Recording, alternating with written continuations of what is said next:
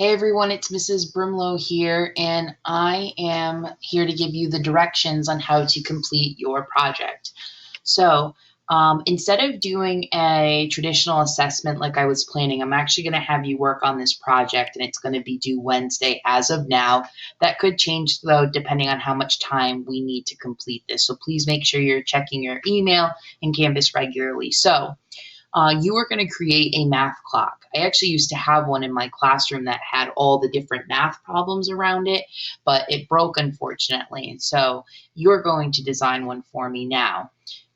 So I'm going to read through the directions, talk about what it looks like, and show you a sample. So you will be designing a new clock for Mrs. Brimlow where each number on the clock is a math problem and the solution is that specific hour or time. So for each hour on the clock, 12, 1, 2, 3, 4, 5, so on and so forth, you're going to create a math problem, and that number, that hour, is the answer, x equals, or whatever variable you choose to use. So you're going to create an equation for each hour of the clock. Within all those equations, you need to have two-step equations, two equations where you have to combine like terms, two equations with the distributive property, and two equations with fractions. The rest are your choice of what type you'd like to create. Once you've created your clock, put in your equations, you're also going to create an answer key for me that's nice and neat, easy to follow, easy to read. You're going to take a picture and you're going to insert it into the answer key slide. And then you're going to decorate your clock appropriately. You want to make sure I can still see your equations, make sure it's not too busy, but if you want to add some color, maybe add a picture or two, that's totally fine, and add some clock hands. So I've included a clock template in the following slides. To write your equation, I'd like you to try and download the Chrome extension called Equatio, and I'll actually show you what it looks like in just a second. It's an awesome tool, but it might not work. I'm not really sure. If it doesn't work, that's fine. You can just use a text box, and I'll show you how to use both.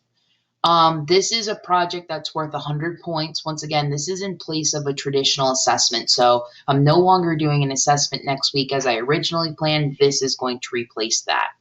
And it's due Wednesday. Once again, as of now, that could change depending on how the work progresses.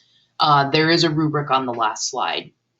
I've also included some tips on how to create equations. You're so used to solving them, but now you're on the other end, kind of what I spend my time doing in creating equations. So this is how you would start and the process to go through. And then, of course, you want to think about that with combining like terms and also with distributive property and fractions. And then I also have one specifically for how to create one with fractions to help you work through that. This is the clock template where you're going to add your equations around the clock. I don't want you to include the hour, so I don't want to see 12, 1, 2, 3. I don't want that. I just want the equations. And you can also decorate this. You can use the tools up here to change the color, change the around the edge of it. You can change how thick it is. You can change a lot about it. You probably know a lot about that. And if you do have any questions, I'm happy to go over it with you. And this is where your answer key is going to go after you take the picture and finish your answer key, writing it all out. Insert it in here so I can see it, see all your work done out. And then this is the rubric. The last slide is the rubric. So creating an equation for each hour of the clock is 48 points, almost half the project. Basically, each equation is worth 4 points. Making sure to meet the requirements and the types of equations is worth 20 points. The answer key is worth 24 points, basically 2 points per question with all the work done out. And then 8 points to appropriately decorate, customize your clock, including clock hands. Okay. So I'm going to show you a sample one that I made.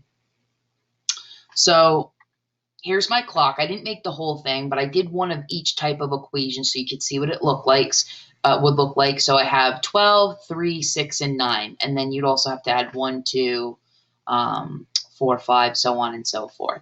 So I've got one with a fraction, one with distributive, one two-step, and one where you have to combine like terms. I've made it orange, my favorite color. I made the edge a little bit thicker, and then I have my clock hands, and you can set them up however you want. It doesn't really matter. Just try not to cover up your equations so I can see them. And then I have my answer key right here. So I have the equations written out step by step, all of them shown, how I'm doing the work to both sides of the equation when needed. And I've got 3, 6, 9, 12, easy to follow for the work. So this is the expectation when you create your clock yourself, okay? I am going to come back to the clock for a second just to show you the two different ways you can write equations. If you can get Equatio, it's going to be this little blue diamond that looks like this when you add it. You can get it in the Chrome extension or Chrome store. So you just click on it and you're going to notice a blue bar pop up. I'm just going to move my face up.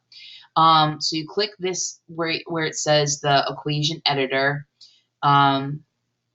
And then you can start typing in here. So let's say I wanted to do 4x plus 5 equals 12. You can just type it in. When you're ready with your equation, you hit insert math, and then it will show up as a picture and you can move it around. If you want to type a fraction, you can do 1, let's say 1/2. I'm going to do 1/2, but notice that the editor is still underneath the fraction bar. If you hit the right arrow key, it takes it out from under the fraction, or you can click outside the fraction. And then I can keep typing whatever I want. So once again, when you're done with your equation, you hit this insert math. This is going to appear. And I'm just going to click this equation editor button again that we used to open it. And I'm waiting for that picture to show up on my slide. It might take a minute. You can see it's still inserting. It was working a little slow today. Okay, while this is inserting, if Equatio doesn't work, you can't get it to work on your Chromebook, I'm not sure if it will work or not, you can use a text box. So you just click text box, insert the text box where you want. Oh, so yeah, it's having some trouble right now. So I'll try it again one more time, but you can also use a text box.